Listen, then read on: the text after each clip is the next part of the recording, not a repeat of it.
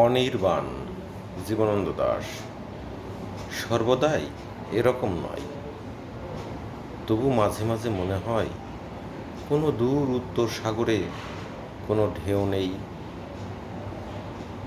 তুমি আর আমি ছাড়া কেউ সেখানে ঢোকার পথ হারিয়ে ফেলেছে।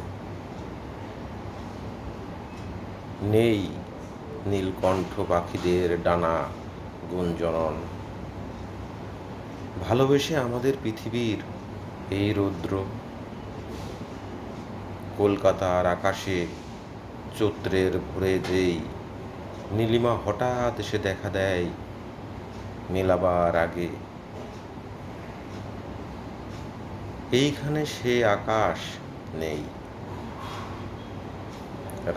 রাতে নক্ষত্রেরা সেরকম আলোর গুড়ির মতো অন্ধকার অন্তহীন নয়, তবুও আকাশ আছে।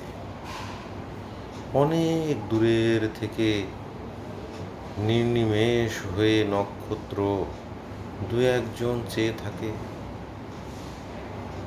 থাকে আমাদের দিকে, যেন টের পাই পৃথিবীর কাছে আমাদের সব কথা বলা ডেডেন্ট্রি ডোমেইন টাসে স্টেফানিতে যুদ্ধ শান্তি বিরতি নিয়তি ফাঁদে চিরদিন বেঁধে গিয়ে ব্যাহত বড় রবণে শব্দের অপরিমেয় অচল বালির মরুভূমি সৃষ্টি করে গেছে কোনো কথা, কোনো গান কাউকেই বলে নাই, কোনো গান পাখিরাও গায় নাই।